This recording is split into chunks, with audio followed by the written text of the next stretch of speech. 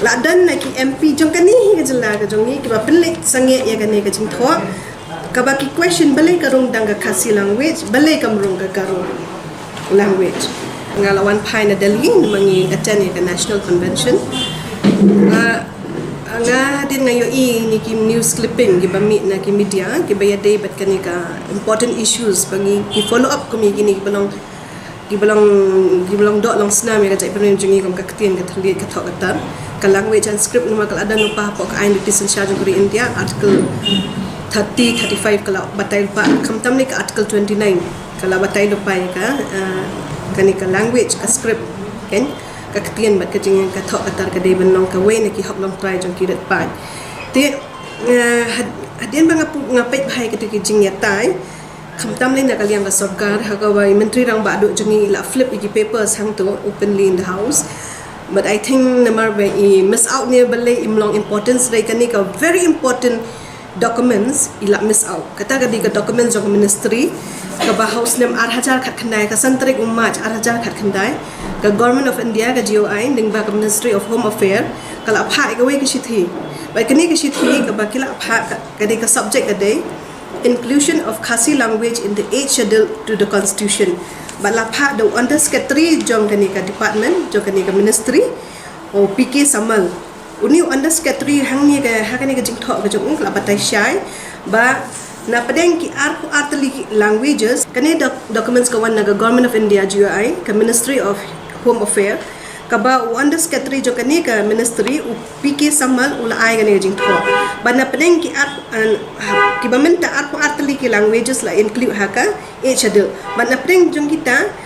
kidan ki demands jong ki babon balang jong ka ri India hi bro ka we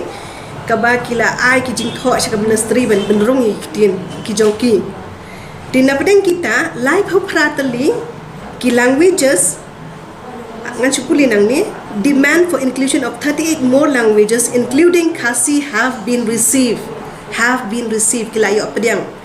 as the evolution of dialects and languages is dynamic kenu kila batai ka tu ka ayu thus both the earlier attempt through the part 1 1996 kadan kini ki committees ma kidan ki committees bala set up atu kapor house nam khanai span khandai pun reu but house nam arhaja lai ka we ka committee ka sitakan mahopatra committees kila evolve but kila pet tho Halor kini ki jingdan kam ki ingredients ki badan kam ban pen long legal language kinu ki Ktien ki bala ya ki ba dang kren ba ki badan kam ka jing itho hakari India the government is conscious of the sentiments and requirement na dena kata ka daw la tho hang ne ba la include ya kini ki like pratali more languages to be included in the 8th schedule but annexure jo kani bala pha ka press information bureau government of India ministry of home affair ha ka 800 tarik Julai itu kat kum ka ST ke jongki IST ke jongki inclusion of languages in 8th schedule hang ni ka number khat phra iwe hado life phra an gita language banjara language basika language ha kan ni ka number khat phra Khasi language to la highlight ba por biki juba kan kila I highlight ba kila I bold letter Khasi language number 18 but 38 ka bakat do ka language bala la propose ban include ka de ka tula language tikani ka language la ai ka na ka de ka way na ki propose language ki banrung inclusion of languages in 8th schedule ka banrung ha ka 8th schedule ha ka next session the 2019 de kani ka jing thmu ka la ya cha khaman re ha ni ka por raj Home Minister to Kapor Rajnath Singh hiam no na kajing long Home Minister but one no do Amit Shah hadir ka COVID kani kapor ka penmi kani kadi kapor budan mau